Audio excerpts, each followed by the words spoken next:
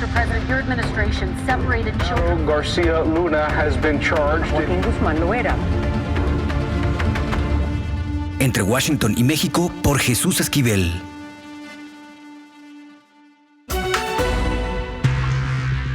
El secretario de Seguridad Pública esté en la cárcel acusado de proteger a un grupo de la delincuencia organizada. Nos debe Calderón esa explicación, independientemente de lo legal. Podemos tener la tecnología más avanzada, pero si no tenemos personal confiable, lo único que hacemos es darle armas más poderosas a los enemigos. La nueva Policía Federal cuenta con plataforma tecnológica de punta y, lo más importante, con una nueva generación de policías comprometidos con México. ¿Qué dice frente a estas acusaciones? Bueno, Carlos, son mentiras. ¿Entabló algún tipo de comunicación con el rey Zambada en algún momento de su gestión? Nunca.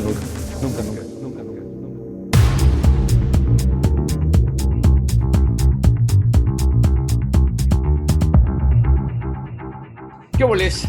Bienvenidos a Entre Washington y México. El 9 de enero, en la Corte Federal del Distrito Este, en Brooklyn, Nueva York, en este 2023, arranca un proceso muy esperado por las implicaciones políticas que tiene para México sobre la narcocorrupción en uno de los sexenios más negros de nuestra historia, el de Felipe Calderón. Y me refiero al juicio por narcotráfico en contra de Genaro García Luna, quien fuera el arquitecto, mano derecha, confidente, amigo y secretario de Seguridad Pública en ese sexenio. Para hablar de lo que podríamos esperar en este caso judicial, le agradezco la presencia a Javier Herrera Valles, comisionado general retirado de la Policía Federal, abogado y criminólogo, quien padeció precisamente los abusos de García Luna cuando éste operaba en el país. Señor Herrera, muchas gracias por aceptar esta entrevista y plática para Entre Washington y México. Con mucho gusto, Jesús. Y el grado es comisario general retirado, porque comentaste comisionado. Soy comisario, perdón. Sí. Sin problema. Díganos, en primera instancia, ¿qué podemos esperar de este juicio que lleva bastante tiempo en su preparación? Primero, por las interrupciones debido a la pandemia de COVID-19. Y me refiero, ¿qué podemos esperar los mexicanos, además de que ya sabemos que el nombre de Felipe Calderón será el común denominador de las audiencias?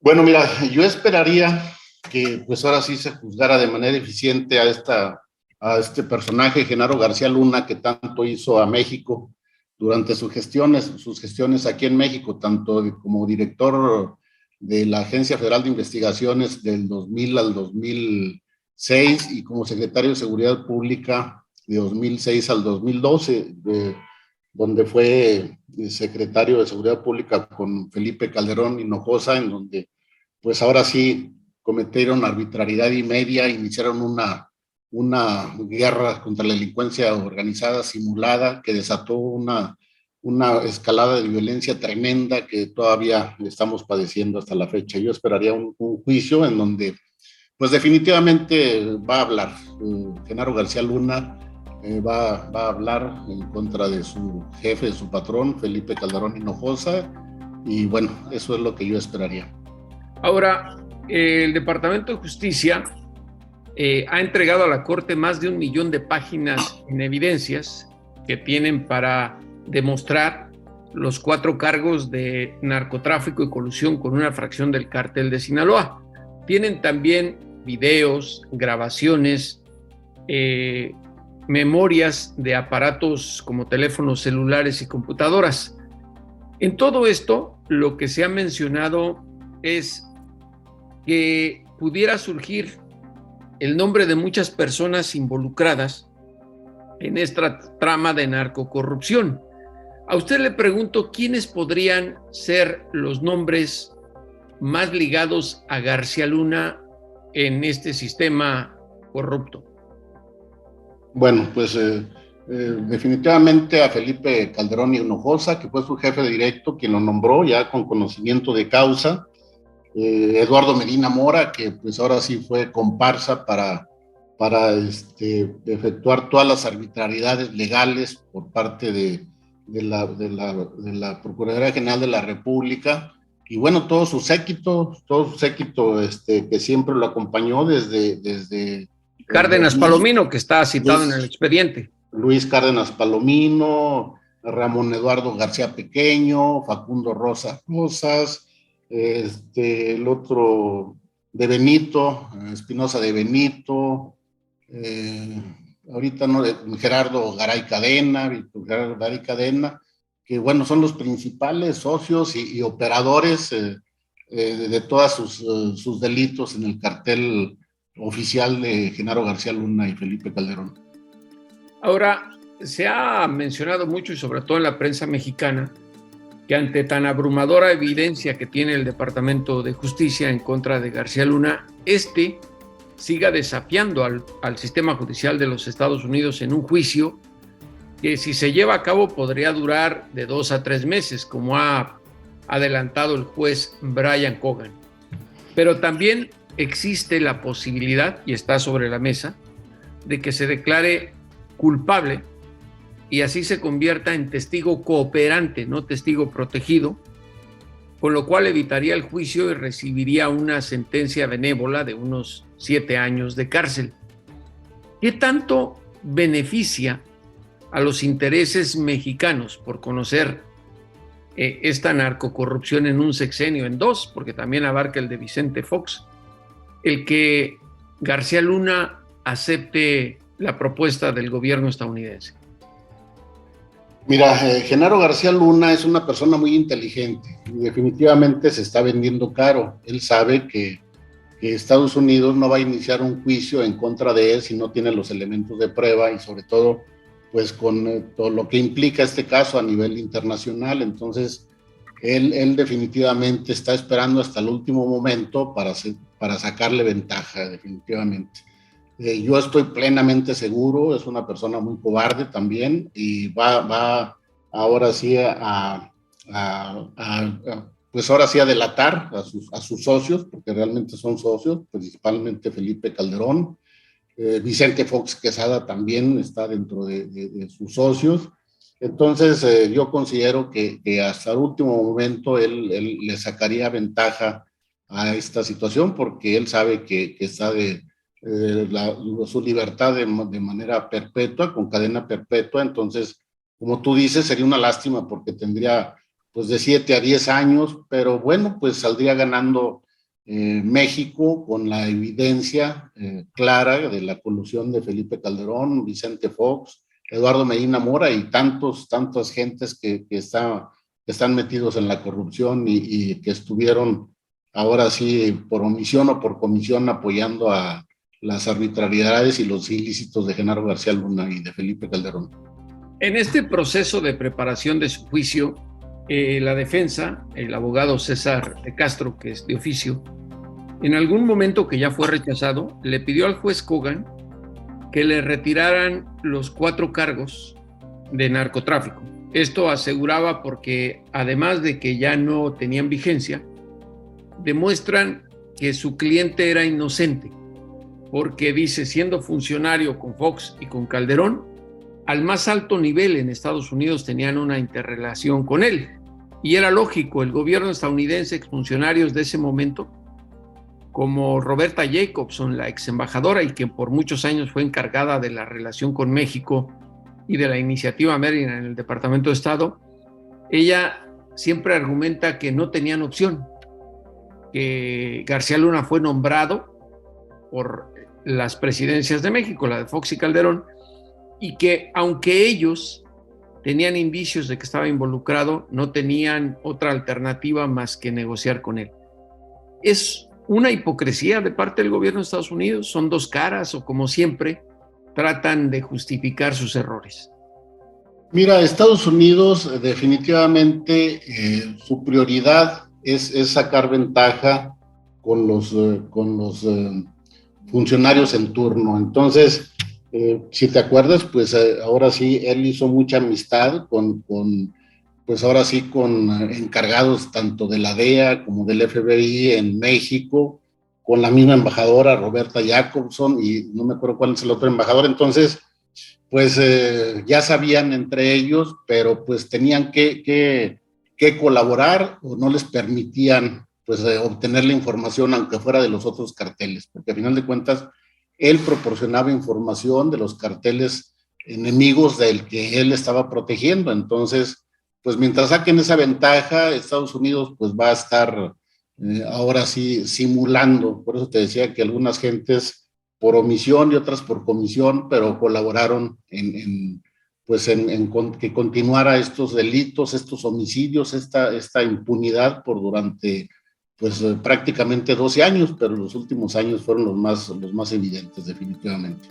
Ahora, la acusación de Estados Unidos indica que aún siendo ya ciudadano civil común y corriente, seguía colaborando con la fracción del cártel de Sinaloa, cometiendo delitos. Esa es la acusación formal hasta donde termina del gobierno de Estados Unidos.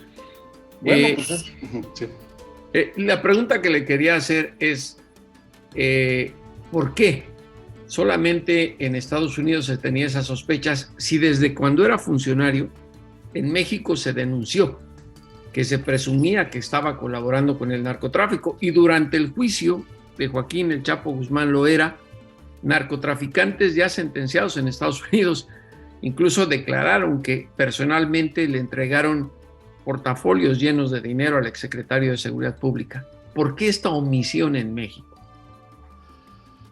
Bueno, pues es que esa omisión en México porque pues estaban coludidos definitivamente. Acuérdate que ya para terminar el sexenio de Felipe Calderón, la Barbie declaró precisamente lo que tú estás comentando, que él personalmente le daba dinero en maletas de dinero en dólares a Genaro García Luna, y en algunas reuniones también estuvo presente Felipe Calderón, y obviamente lo tacharon de que pues él lo estaba declarando porque estaba ardido y que realmente quería involucrarlos en algo que no estaban haciendo, pero pues, me refiero a lo largo del sexenio de Enrique Peña Nieto.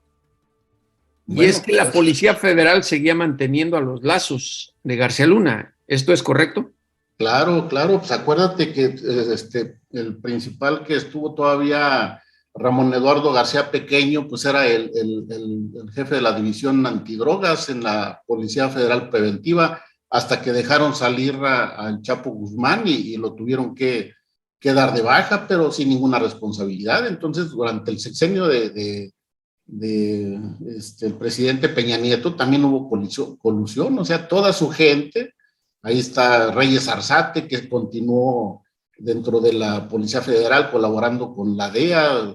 Ahora sí, también pues sabían los nexos que tenía con la delincuencia organizada, pero con el sexenio de Peña Nieto también estuvo realmente toda su gente, toda la gente que tenía Genaro García Luna dentro de la corporación. Las cabezas visibles como Facundo Rosa, Luis Cárdenas Palomino no aparecían, pero continuaban ellos en sus negocios personales. Y acuérdate, yo puse una denuncia con Felipe Calderón y le di elementos de prueba, la mandé a la Procuraduría General de la República, el general Daguajare, también Tomás Ángeles Daguajare también hizo señalamientos. Entonces pues realmente todo eso lo desestimaban y al contrario, estábamos arriesgando nuestra vida, quienes los hicimos, que fuimos muy pocos realmente. Ahora, usted como excomisario general de la Policía Federal, pero también como ciudadano mexicano, me imagino que observó durante todos los años del gobierno de Fox y de Calderón, con más énfasis, que la prensa mexicana en su mayoría adoraba a García Luna o no lo tocaban con nada. Hubo algunas excepciones que lo señalaron ya desde entonces como presunto colaborador o corrupto por el cártel de Sinaloa. Ahora que todo eso se acabó y que ya está acusado, reporteros que incluso no voy a dar su nombre porque no me corresponde a mí, viajaban con él a Washington y le aplaudían y le ayudaron a promover un libro que hasta escribió en inglés. Y ahora se quieren deslindar como muchos exfuncionarios. ¿Qué papel desde su punto de vista, jugó también en colaborar para tapar todas estas corruptelas en los medios de comunicación? Es decir, ¿por qué tan vergonzoso papel? ¿Cómo lo ve usted?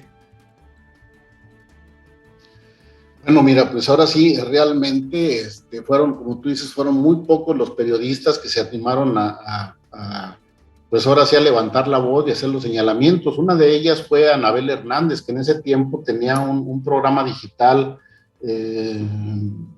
Reporte Índigo. Ella me entrevistó varias veces y los exhibió varias veces de los anuncios que ellos hacían, pero ninguno lo realmente tomó el caso con seriedad.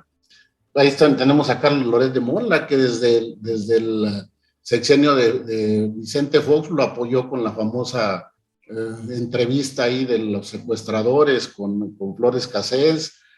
Cuando sale de prisión Víctor Gerardo Garay Cadena, y eso fue en el 2012, un mes antes de que saliera Felipe Calderón, él sale de la prisión de Tepic un día, no sé, a las 6, 7 de la tarde, y en la mañana, a las 8 de la mañana, ya lo estaba entrevistando Carlos Loret de Mola, lavándole la cara a Felipe Calderón y a Genaro García Luna, que él había sido víctima también. Entonces, pues no nada más omitían, sino que eran cómplices definitivamente el tratar de lavarle la cara, y lo mismo lo hicieron en el sexenio de Peña Nieto, cuando fueron y lo estuvieron entrevistando. Lo entrevistó Carlos Loret de Mola, y ahí dio su versión cuando salió precisamente en el juicio contra el Chapo, salió su nombre, y fue a México a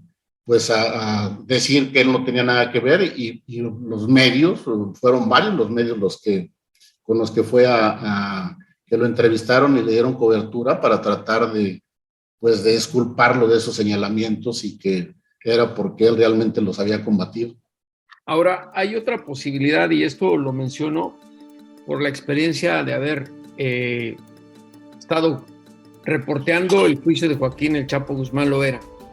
El juez Brian Cogan, cuando en el juicio del Chapo se estaba hablando mucho de la narcocorrupción en México, paró a los fiscales y paró a la defensa y les dijo: a ver, aquí no es una sala para hablar de la narcocorrupción en México. Aquí lo que me tienen que demostrar es que estos cargos que le imputan al señor, ustedes, fiscalía, tienen las pruebas para corroborar. Eso mismo puede ocurrir en el juicio contra Genaro García Luna. Y no es porque el juez Cogan vaya a estar defendiendo, y eso se malinterpreta seguido en México, a García Luna, sino porque los cargos son específicos. 4 por narcotráfico y 1 por haberle mentido a un agente federal de inmigración. Si esto ocurriese, se malinterpretaría como colaboración de la Corte para defender a García Luna, lo cual no es. Es demasiado limitante el proceso judicial en Estados Unidos para poder entender esto. Pero, ¿quiénes podrían verse beneficiados si no se les menciona por corrupción y que el juez decidiera llevar un procedimiento así? Bueno, los que se beneficiarían sería definitivamente Enrique Peña Nieto, que pues estuvo coludido definitivamente durante su sexenio, Eduardo Medina Mora, que también estuvo coludido, inclusive pues ya ves que salió de ministro de la Suprema Corte cuando estaba siendo investigado por los millones de dólares que se le habían depositado en su cuenta. Entonces yo creo que serían ellos los principales beneficiados, y muchos otros políticos, secretarios de Estado que estuvieron tanto con Felipe Calderón como Enrique Peña Nieto. Ahora, unas dos últimas preguntas, porque se nos acaba el tiempo. La primera, ¿le cree usted a Calderón que de verdad no sabía lo que hacía su secretario de Seguridad Pública? Y la segunda, aunque sé que usted no tiene una bola de cristal, como nadie puede tenerla, ¿consideraría que, aunque se lleven varias audiencias en proceso, al final García Luna va a aceptar la propuesta del Departamento de Justicia de declararse culpable? Mira, la primera, definitivamente Felipe Calderón Hinojosa sabía.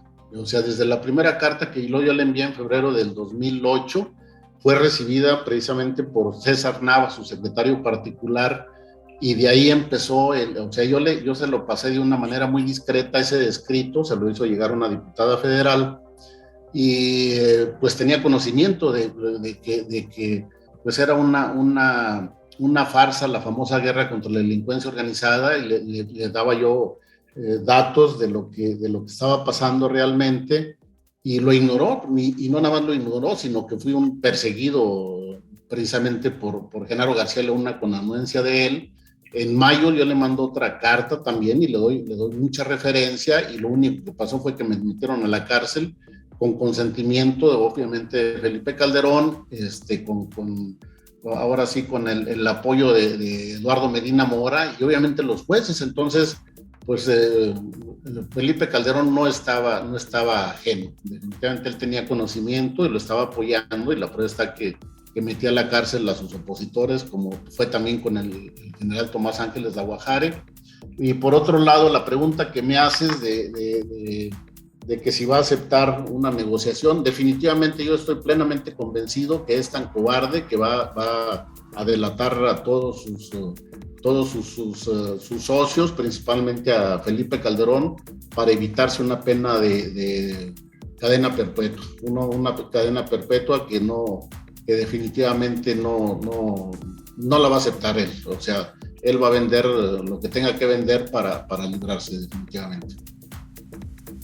Señor Herrera Valles, le agradezco mucho esta conversación con Entre Washington y México, y lo vamos a buscar en cuanto se conozca el desenlace de esta trama tan larga de la narcocorrupción en el sexenio de Felipe Calderón con Genaro García Luna. Muchas gracias por esta plática. Al contrario, un saludarte.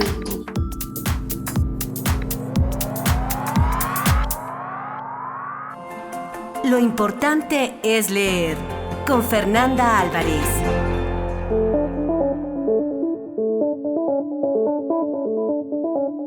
Algunos dicen que abrir la tapa de un libro es destapar una caja de sorpresas, de maravillas y de tesoros. Fernanda Álvarez, de Penguin Random House, cada semana aquí en Entre Washington y México, nos dice: hay que abrir esa caja fuerte, porque siempre las letras es lo mejor, ya que lo más importante es leer. Fer, ¿qué nos tienes ahora? Hola, querido Jesús, pues un gustazo estar compartiendo literatura con ustedes. Y ya sabes que yo a veces mezclo mis géneros, ¿no? Entonces, primero les voy a hablar de una novela que es una recuperación, y después, por supuesto, voy a cerrar con poesía, porque la poesía siempre debe acompañarnos. El primero, algunos la recordarán, es Margarita Dalton. Ella pues escribió en la época de la Onda, ¿no?, con José Agustín, y quedó relegada muchos años, y es una alegría tener ahora una novela de ella otra vez en circulación, que se titula Larga Sinfonía en D y Había una vez. Y tiene que ver con la historia de tres chicos, Ana, Martín y Robert, que hacen un viaje a Londres, pero también hacen un viaje en ácido lisérgico. Entonces es una maravilla de novela, porque no solo disuelve esa realidad, ¿no?, que una droga así te muestra otros mundos, sino que también plásticamente, visualmente, la novela nos da otros entresijos. Entonces ella es muy juguetona en la manera de construir visualmente la novela, y esa plasticidad que también nos da el lenguaje pues lo convierten en una pieza única. Y ahora dínoslo con poesía, lo que viene. Y justamente en esa plasticidad, pues qué mejor, la verdad, que poner sobre la mesa a Vicente Huidobro, que si no han leído Altazor se los recomiendo, que es la expresión máxima, yo creo, de la plástica del lenguaje, de esa deconstrucción brutal que él tiene. Y en este libro de poesía reunida, nada más les quiero leer unos versos, porque es que si no, no se puede hablar de poesía sin leer poesía, que habla de su arte poética, y es el inicio. Que el verso sea como una llave, que abra 1000 puertas, una hoja cae, algo pasa volando, cuanto miren los ojos creado sea, y el alma del oyente quede temblando. Así que solo es una invitación para que cada quien haga su arte poética y se atreva a escribir poesía y rehaga el mundo a través de las palabras y su plasticidad. Pues dije al inicio que abrir la tapa de un libro es como descubrir un tesoro, pero me parece que la voz de Fernanda aquí en Entre Washington y México y sus recomendaciones para lo más importante es leer, es el gran tesoro que tenemos. Ay, Jesús, muchas gracias. Me voy a ruborizar. Con la poesía, además, te puedes ruborizar las veces que quieras. Muchas gracias, Jesús. Pues yo espero que disfruten mucho a Huidobro, de verdad, ya sea poesía reunida, pero Altazor es inmejorable, es maravilloso. Y bueno, larga sinfonía en D, pues qué mejor que hacer un viaje y reconstruir otra vez nuestros paisajes. Ya lo saben, lo más importante es leer, aquí en Entre Washington y México. Gracias, Fer. Muchas gracias, Jesús.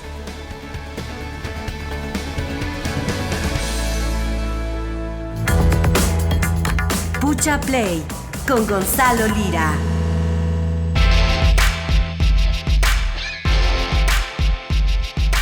Aquí en Entre Washington y México, la voz de Gonzalo Lira Galván es como de un tenor, pero sobre todo sus recomendaciones son como la Biblia. Hay que leerla, me decía por lo menos mi mamá, y mira que nunca la leí. Gonzalo, ¿qué nos tienes?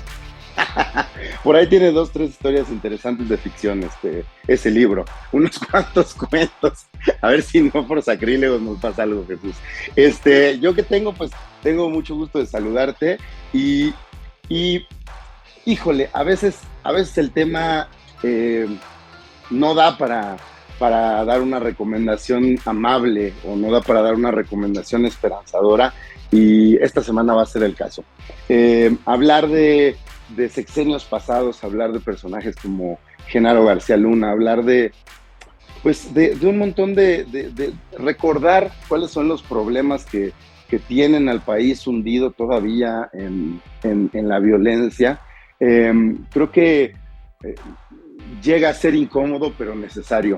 Y fíjate, hace poco hablábamos del tema del documental que lanzó Netflix sobre el caso de Florence Cassette, y todas las máscaras que quitaba, todos los nombres que ponía de frente, todos los dedos que señalaban, y han pasado los meses y las repercusiones, podría yo atreverme a decir que han sido nulas, a pesar de todo lo que vimos.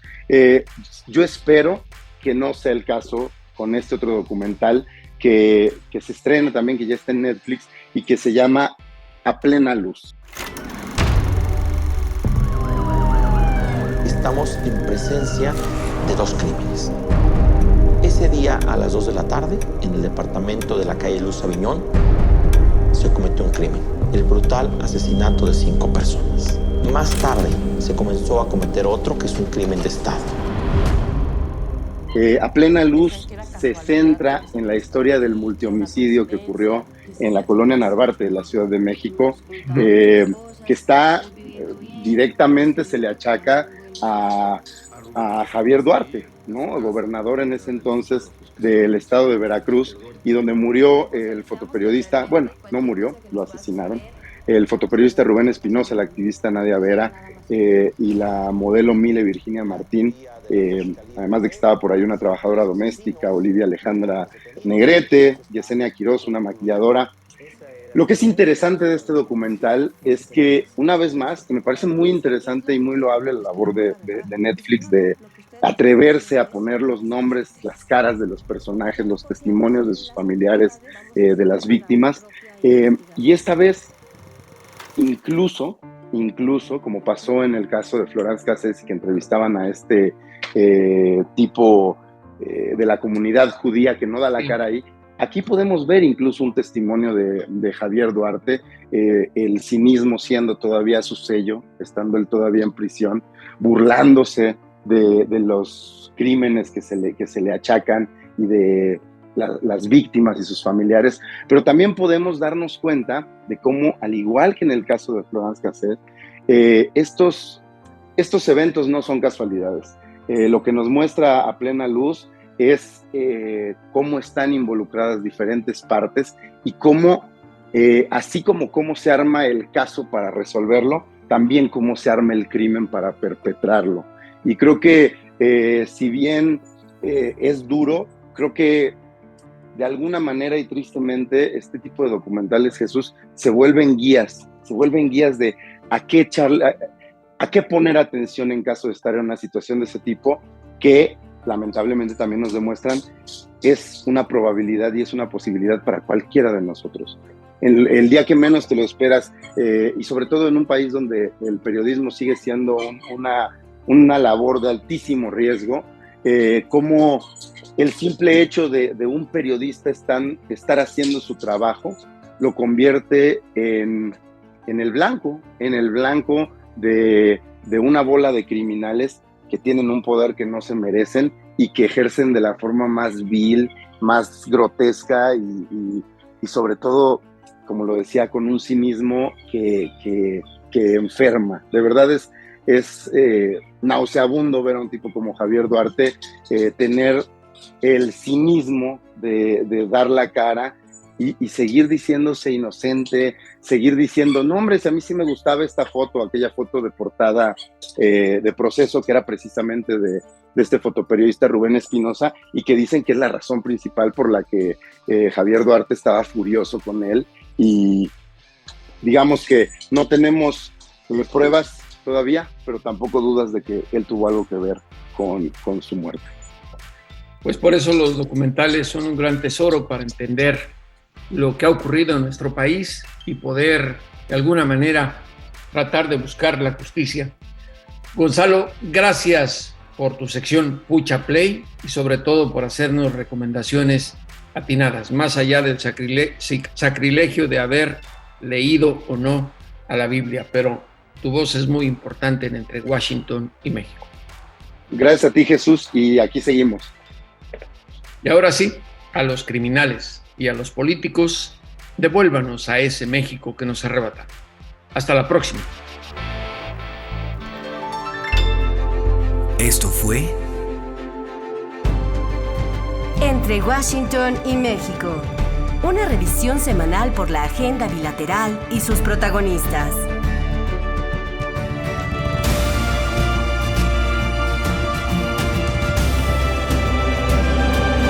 Entre Washington y México. Esta es una producción de Fluxus Comunicaciones.